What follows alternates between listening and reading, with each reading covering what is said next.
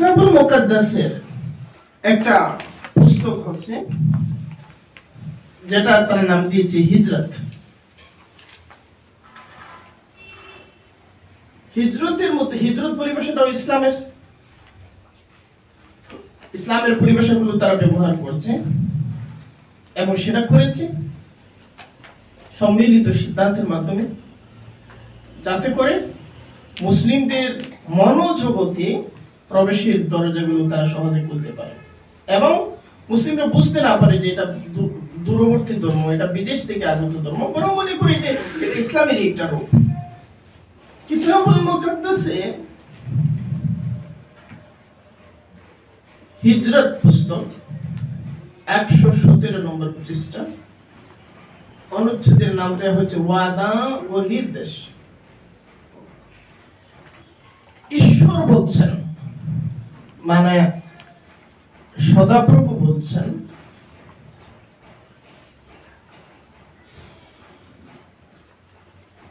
আমি তোমাদের শত্রুদের শত্রু হব। তাদেরকে বলছেন? বনী ইসরাঈলদেরকে। যারা তোমাদের বিরুদ্ধে দাঁড়ায় আমি তাদের বিরুদ্ধে দাঁড়াবো।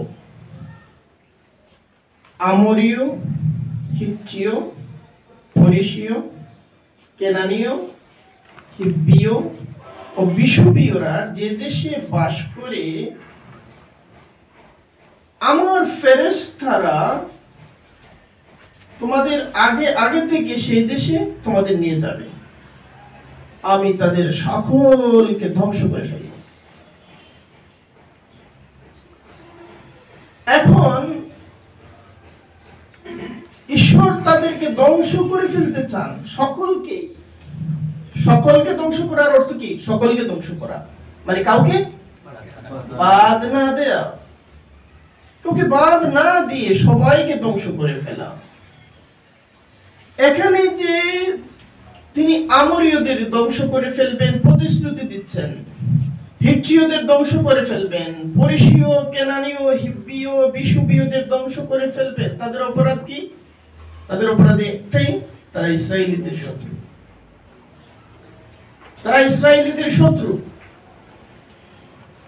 ইসরায়েলীদের দুশমন, শত্রু।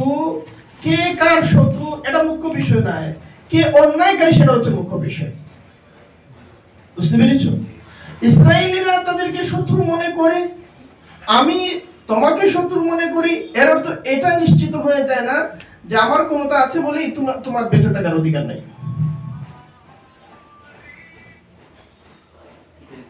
ঈশ্বর সেখানে বলছেন না। এবং শত্রুতাটা নির্দেশ করা হচ্ছে জাতিতে। ইসরায়েলি একটা জাতি, হিত্তীয় একটা জাতি, আমরীয়, কেনানীয়, হিব্বীয়, বিশুবীয় এক একটা জাতি। বলা হচ্ছে পুরো জাতিটাই কার দুশমন? ইসরায়েলের দুশমন। আর ইসরায়েলের দুশমন যেহেতু পুরো জাতি, অতএব ধ্বংস করা হবে পুরো জাতিকে। কোরআনের প্রতিটি বিধানের দিকে তাকাও, কালামে ইলাহি। জিহাদের বিষয়ে সবচেয়ে সমালোচনা করা হয়েছে আয়াতে, সেটা হচ্ছে ফাইদা লাকিতুমুল্লাযীনা কাফারু ফাদরবুর রাকাব। ইযা লাকিতুম কোথায় ফিল হারব।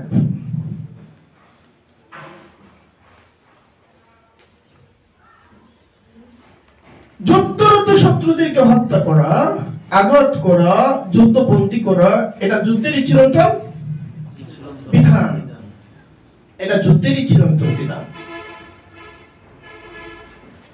কিন্তু বাইবেল যুদ্ধ বিধানের দ্বার দাঁড়ছে না। বাইবেলের কথার অর্থ হচ্ছে, এই কথার উপর কেউ যদি হত্যার দায়িত্ব ঈশ্বর নিজ হাতে নিয়ে নিচ্ছেন, ঈশ্বর বলছেন আমি নিজেই কি করে দেব, তাদের সবাইকে ধ্বংস করে দেব। এই কথার উপর কোন রাষ্ট্র যদি আমল করে, একটা খ্রিস্টীয় রাষ্ট্র যদি বাইবেলের এই বিধান দ্বারা অনুপ্রাণিত হয়ে এর উপর আমল করে, তাহলে এই আমলটা কি হবে জানো? এথনিক ক্লিনজিং, জাতিগত নিধন, জাতিগত উচ্ছেদ।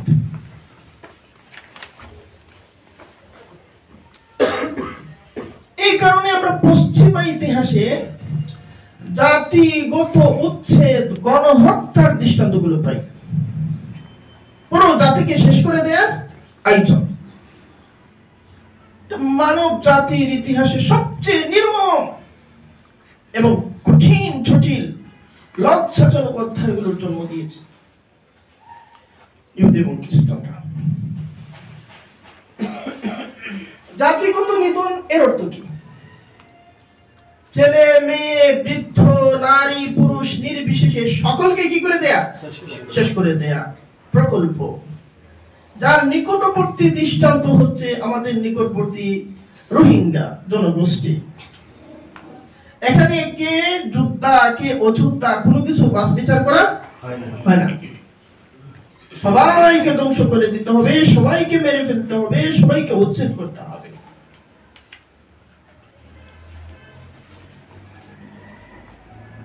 মেরে ফেলা, ধ্বংস করা, উচ্ছেদ করা, এই প্রবণতাগুলো উৎস মানুষের পাশব প্রবৃত্তি হতে পারে, কিন্তু একটা ধর্মগ্রন্থ কিভাবে এর উৎস হয়? যেখানে বলা হচ্ছে স্বয়ং ঈশ্বর এই কাজটা করেন। স্বয়ং ঈশ্বর কি করেন? পুরো জাতিকে ধ্বংস করেন, যারা কেবলমাত্র ইহুদিদের শত্রু, যাদের অপরাধ জানা নাই, এতটুকুই অপরাধ যে তারা কি ইহুদিদের শত্রু। সদাপ্রভু নির্দেশ দিচ্ছেন, তোমরা তাদের দেবদেবীর মূর্তিগুলো ভেঙে ফেলবে।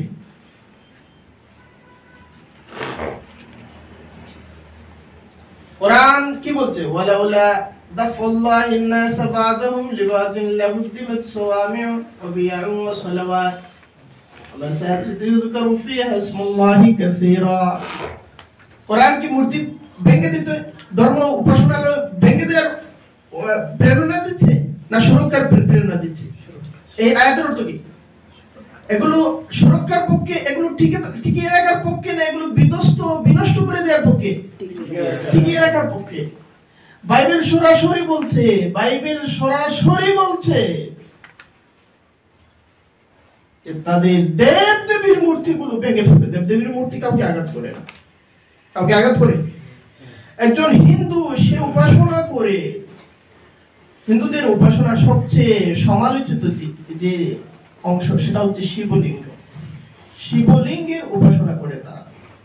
এখানে যদি হিন্দু উপাসক থাকে যাত্রাবাড়ি এলাকায়, আর তারা যদি তাদের ধর্মীয় উপাসনালয়ে শিবলিঙ্গের পূজা করে, আমার কিছু বলার আছে? কথা বলেন, আমার কিছু বলার আছে? ইসলামের শিক্ষা কি? ইসলামের শিক্ষা কি? তাকে সুরক্ষা দিতে হবে। মুসলিম জনগোষ্ঠী, বিশেষ করে ইসলামী রাষ্ট্র থাকলে ইসলামী রাষ্ট্র তাদেরকে জামানত গ্রহণ করবে। তারা মানে ইসলামী রাষ্ট্র তাদের ব্যাপারে সর্বোচ্চ জামানত করবে। এই কারণে তাদেরকে কি বলা হয়? জিম্মি বলা হয়। সুরক্ষা দেওয়া হবে।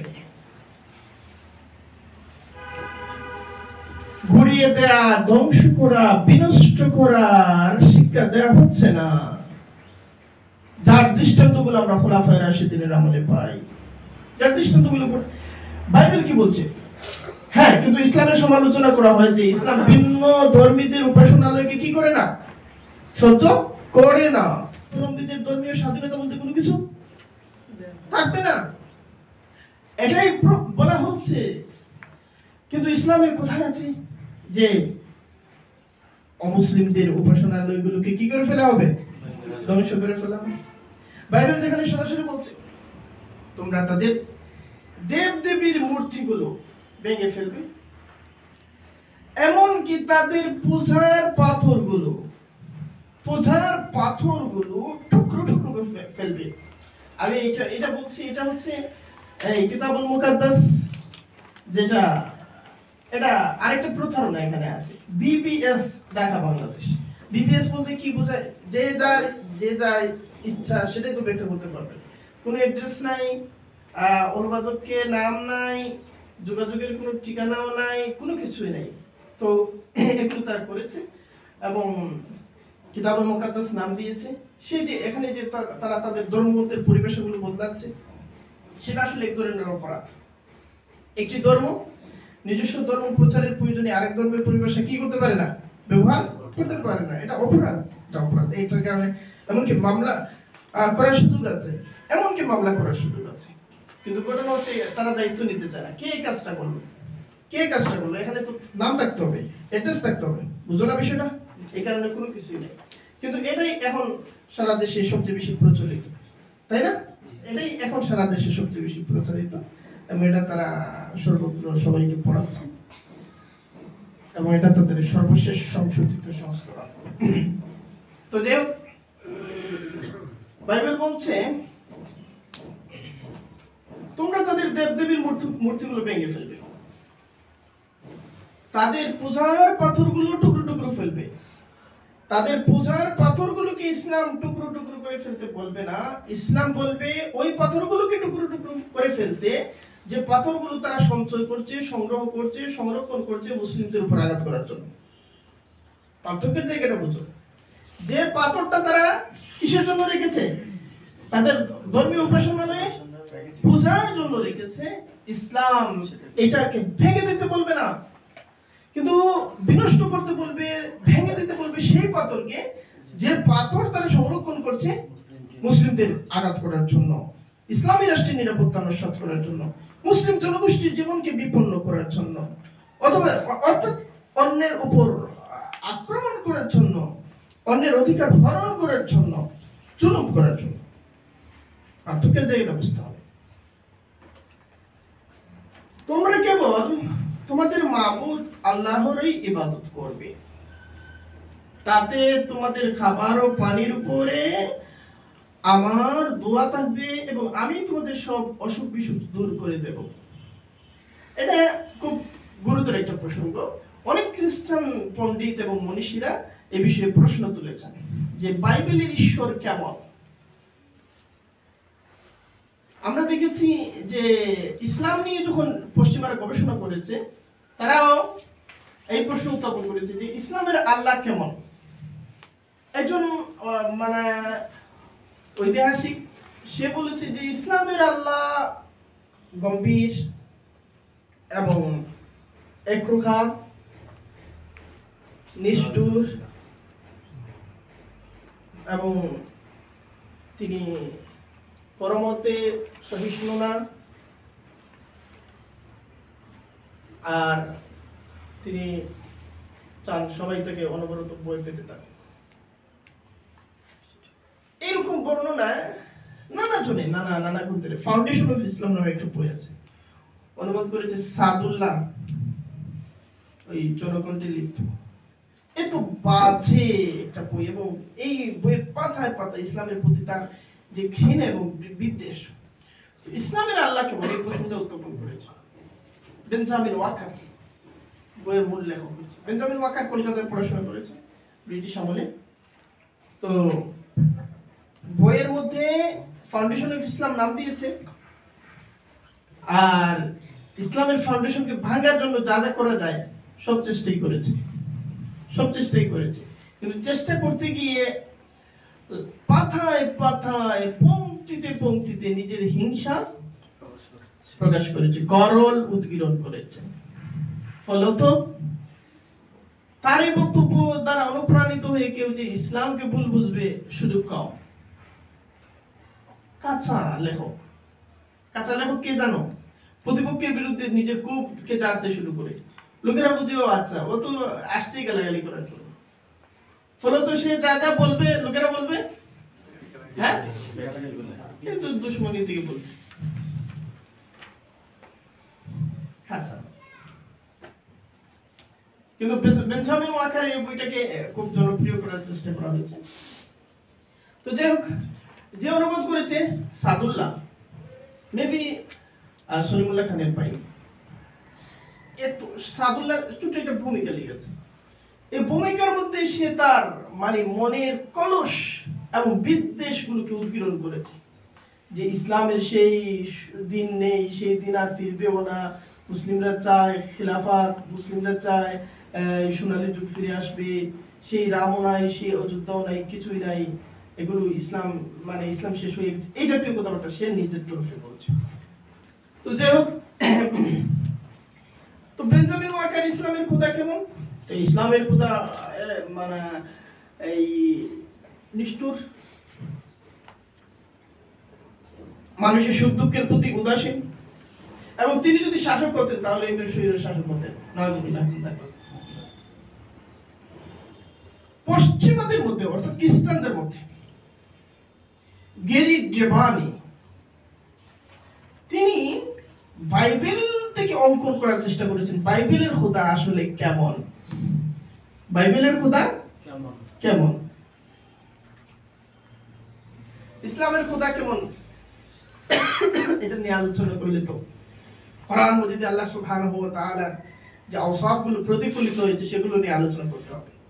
সেই আলোচনা আমরা যাচ্ছি না, এবং এটা সবাই যে চেষ্টা করলে খুঁজে নিতে পারো, সবাই আমরা আমার। তো গেরি ডেমানি বলছেন, মজা করে বলছেন যে বাইবেলের খোদা প্রায় সময় সতীনের মতো। সতীন চায় না যে তার সতীনের যে সন্তানটা, ওই সন্তানটাকে আনুগত্য ছাড়া খাবার দিতে চায়, বুঝে না, আনুগত্য ছাড়া খাবার দিতে চায়। তিনি বাইবেল থেকে উদ্ধৃত করেছেন যে ঈশ্বর কি বলছেন যে তোমরা কেবলমাত্র তোমাদের মাবুদ আল্লাহর উপাসনাই করবে, তিনি তোমাদের খাবার পানির উপরে অনুগ্রহ করবেন এবং অসুখ বিসুখ দূর করে দেবেন। তার মানে খাবার এবং পানির প্রতিশ্রুতি তিনি কাদেরকে দিচ্ছেন? অসুখ বিসুখ দূর করে দেবেন প্রতিশ্রুতি কাদেরকে দিচ্ছেন? ইসলামের খোদা বলতে কিছু নেই, খোদা তো একটু নেই, কিন্তু তারা বুঝতে চায় যে ইসলামে প্রতিফলিত কোরআন মজিদে যে খোদার আওসাফগুলো প্রতিফলিত হয়েছে। আল্লাহ সুবহানাহু ওয়া তাআলাকে জানতে হলে আসমাউল হুসনার মধ্যে প্রতিফলিত রূপটাকে পরিপূর্ণভাবে কি করতে হবে? জানতে হবে।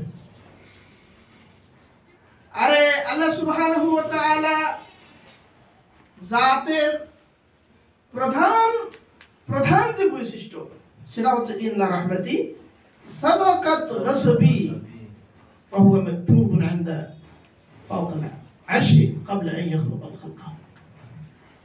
সমস্ত সৃষ্টি জগৎ তৈরির আগে ফাওকাল আরশের মধ্যে আল্লাহ সুবহানাহু ওয়া তাআলা এই বিধান লিখে দিয়েছেন, ইন্না রাহমাতি সাবাকাত গাযবি। সকল কিছুর আগে যে মূলনীতিটা স্থির করা হয় কাজ শুরু করার আগে, সেটা কেন স্থির করা হয়? ওই মূলনীতি অনুযায়ী গোটা ব্যবস্থাপনাটা পরিচালিত হবে।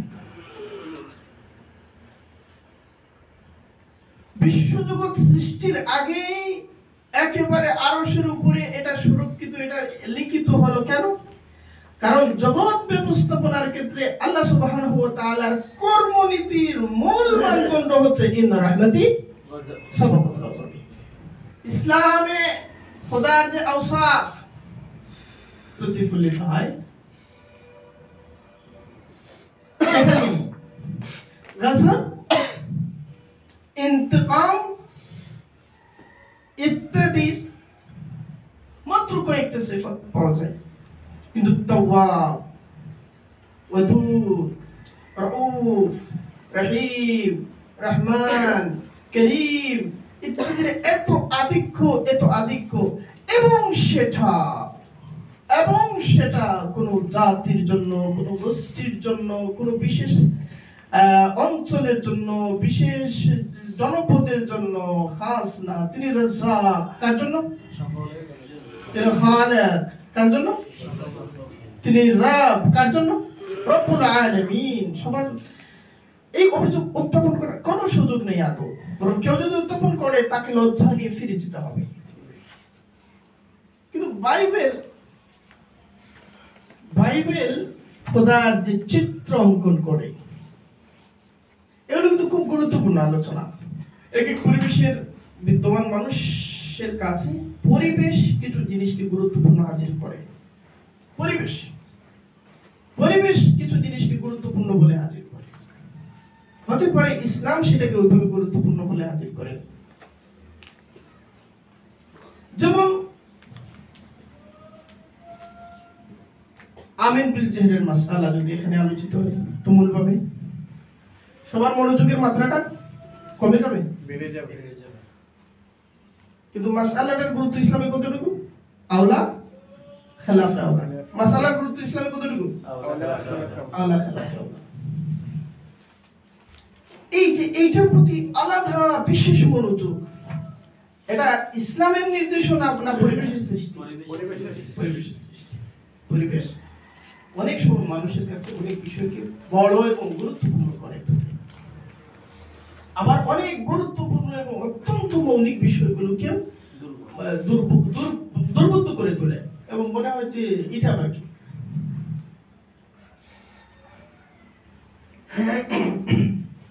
তো যাই হোক, এখন দেখো,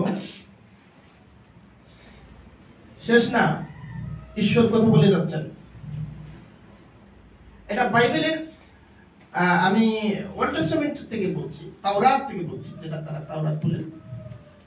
ঈশ্বর বলছেন যে তোমরা যেসব জাতির কাছে যাবে তাদের মনে আমার সম্পর্কে একটা ভয়ের ভাব আমি আগেই জাগিয়ে তুলব, হয়, এবং তাদের মধ্যে বিশৃঙ্খলা সৃষ্টি করব।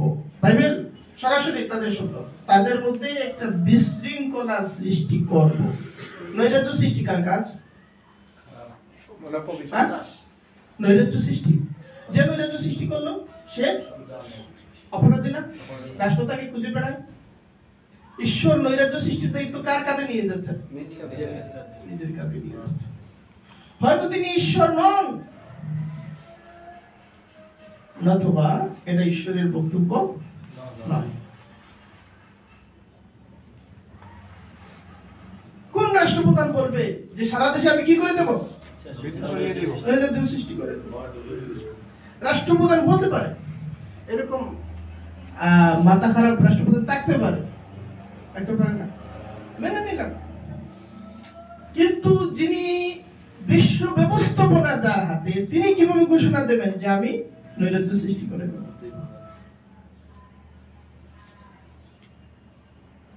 নৈরাজ্য সৃষ্টির পরে কি হবে? ঈশ্বর বলছেন তোমাদের সব শত্রু পিছনে ফিরে পালিয়ে যাবে। হিব্বীয়, কেনানীয়, হিট্টীয়দের তোমাদের সামনে থেকে তাড়িয়ে দেবার জন্য আমি তোমাদের আগে আগে ভীমরুল পাঠিয়ে দেব। বুঝতে পেরেছ? এই যে প্রাকৃতিক, যেমন ধরো তোমার করে সাপ একজনে ছুড়ে দিল, তুমি কি বলবা?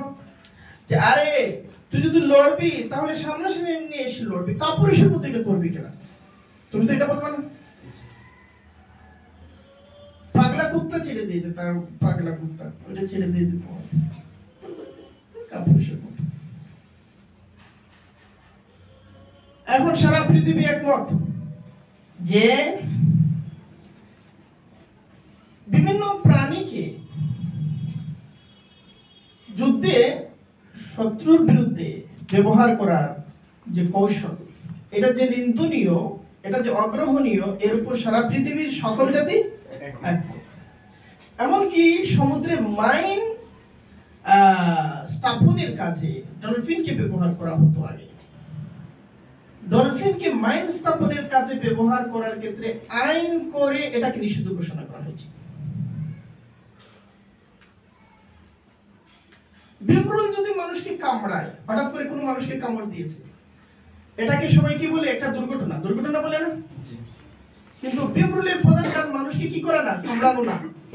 তার প্রধান কাজ যদি মানুষকে কামড়ানো হইতো তাহলে সে সারাক্ষণ এর পিছনেই থাকতো, আমরা হয়তো এখানে বসতেও পারতাম না।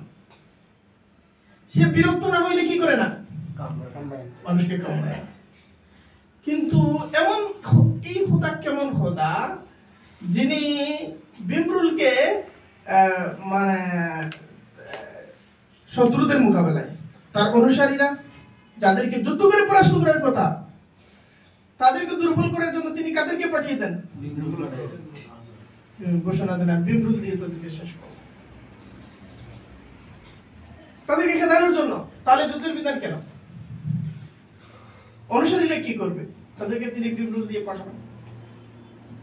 এবং আমি যে তাদেরকে 1 বছরের মধ্যেই তাড়িয়ে দেব সেটা নয়, কারণ আমি তাদেরকে তাড়িয়ে দিলে দেশটা খালি পড়ে থাকবে আর বন্য জীব জানোয়ারের সংখ্যা তোমাদের পক্ষে অনেক বেশি হয়ে যাবে।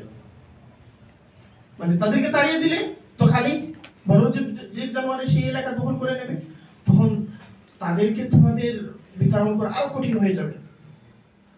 ফলে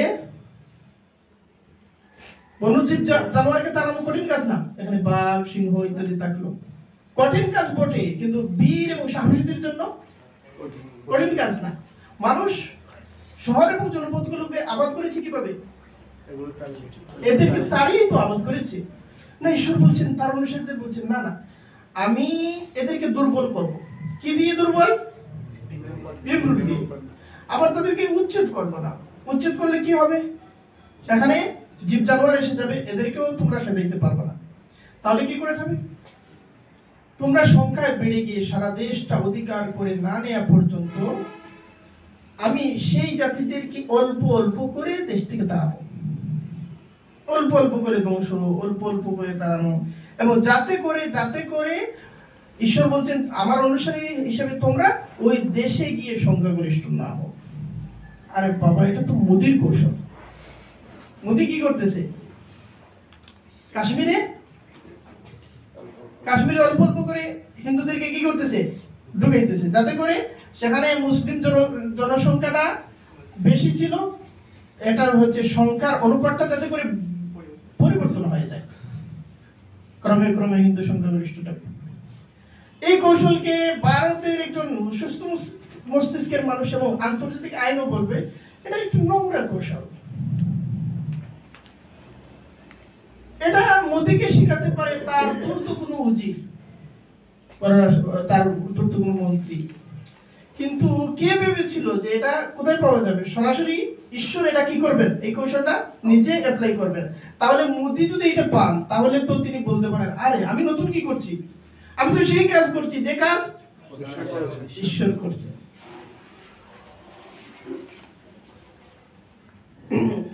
এখানে শেষ না। একদিকে লোহিত সাগর থেকে ফিলিস্তিনিদের দেশের সাগর পর্যন্ত, এবং অন্যদিকে মরুভূমি থেকে ফোরাত নদী পর্যন্ত তোমাদের দেশের সীমানা আমি স্থির করে দেবো। এটা মনে রাখতে হবে। ইসরায়েল যে বলে যে ফিলিস্তিনের উপর তাদের অধিকার, যখন ট্রাম্প জেরুসালেমকে ইসরায়েলের রাজধানী ঘোষণা করেছিলেন, তখন নেতানিয়াহু তার বিবৃতির মধ্যে কি বলেছিলেন? 2500 বছর আগের ঘোষিত অধিকার পুনঃপ্রতিষ্ঠিত হয়েছে। এই যে বলে 2500 আগের ঘোষিত অধিকার, সেটা কি? সেই ঘোষণাটা কোথায়? সেই ঘোষণাটা তাওরাতের মধ্যে। তাওরাতের মধ্যে সেই ঘোষণা। সেখানে খোদা একটা সীমানা অঙ্কন করে দিয়েছেন। এই রাষ্ট্রের সীমানাটা হচ্ছে লোহিত সাগর থেকে নিয়ে ফিলিস্তিনিদের দেশের সাগর পর্যন্ত, আর মরুভূমি থেকে নিয়ে ফোরাত নদী পর্যন্ত তোমাদের দেশের সীমানা। তাহলে একদম মিশর থেকে নিয়ে এদিকে ইরাক, ফোরাত, দজলা ফোরাত, এদিকে লোহিত সাগর, এর মধ্যে পুরা হেজাজ ঢুকে যায়। একে তারা কি বলে? ইসরায়েলরা কি বলে? প্রতিশ্রুত ভূমি। প্রতিশ্রুত ভূমি। প্রতিশ্রুত ভূমির মানে কি? হ্যাঁ, এটা খোদা তাদেরকে এটা এই রাষ্ট্র দেবেন বলে প্রতিশ্রুতি দিয়েছেন। মানে এই পুরো ভূমির উপর তাদের অধিকার, তাদের কর্তৃত্ব ন্যায়সঙ্গত। ফলত আমরা একটা বই, 3য় সহস্রাব্দের কিয়ামত, এটা পড়েছ?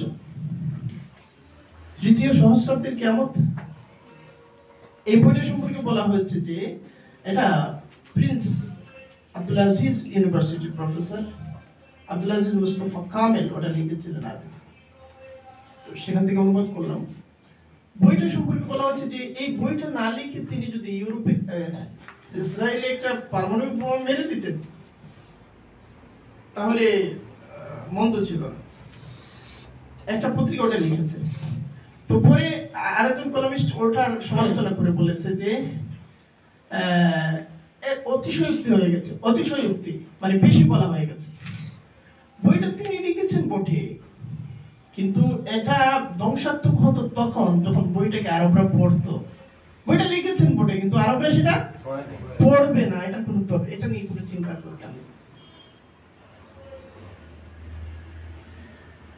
তো এই বইয়ের মধ্যে তিনি দেখিয়েছেন যে কিভাবে ধাপে ধাপে ইসরায়েল তার ওই প্রতিশ্রুত ভূমি, যার প্রতিশ্রুতি কোথায় দেওয়া হয়েছে, তাওরাতের মধ্যে দেওয়া হয়েছে, ওই প্রতিশ্রুত সেই ভূমিটা ফিরে পাওয়ার জন্য প্রতি দশকে কি কি ধাপে অগ্রসর হচ্ছে এবং সামনের প্রতি দশক ব্যাপী তাদের কি কি পরিকল্পনা, শতক ব্যাপী কি কি পরিকল্পনা এবং আরব রাষ্ট্রগুলোকে অস্থিতিশীল করার জন্য তাদের কি কি আয়োজন। আরবের এই রাজা এবং এই কর্তগুলো তারা কি মনে করছে? তারা মনে করছে যে তাদের নিরাপত্তা ইসরায়েলের সাথে সাম্য এবং মৈত্রী প্রতিষ্ঠার মধ্য দিয়ে নিশ্চিত হবে। কিন্তু ইসরায়েল যখন পাশে বসে তখনও তার মনে থাকে সেই প্রতিশ্রুত দেশ এবং প্রতিশ্রুত ভূমি। যখন হাত মিলায়, যখন বুকের সাথে বুক মিলায়, তখনও তার মনে থাকে সেই প্রতিশ্রুত দেশ এবং প্রতিশ্রুত ভূমি। যখন যুদ্ধ করে তখনও তার মনে থাকে সেই প্রতিশ্রুত দেশ এবং প্রতিশ্রুত ভূমি। ফলত সে যখন অস্ত্র হাতে যুদ্ধ করে তখনও এই প্রতিশ্রুত দেশের জন্য যুদ্ধের মধ্যে থাকে। যখন তোমার সাথে বুকে বুক মিলাচ্ছে তখনও সে আসলে সেই প্রতিশ্রুত দেশ উদ্ধারের জন্য যুদ্ধ করছে, যার সম্পর্কে কোনো আদৌ কোনো সঠিক কাণ্ডজ্ঞান এই মূর্খ এবং এই রাজনৈতিক মূর্খ আরেক বিষয়, আর সাধারণ মূর্খ একজন সর্বোচ্চ ডিগ্রির অধিকারী হতে পারে, কিন্তু সে আসলে কি রাজনৈতিক মূর্খ। ইসরায়েলের সাথে বন্ধুত্বের মধ্যে কোনো সমতা নেই, কারণ যখন তারা বন্ধুত্ব করে তখন তারা আসলে কি করে, যুদ্ধ করে। এখন ঈশ্বর বলছেন যে আমি তোমার দেশের সীমানা স্থির করে দেব, সেই দেশে যারা বাস করে আমি তাদেরকে তোমাদের হাতে তুলে দেব। ঈশ্বর কি বলছেন? যারা বাস করে তাদেরকে কাদের হাতে? ইহুদিদের হাতে। এটা জাতিসংঘ মানবাধিকারের সম্পূর্ণ পরিপন্থী।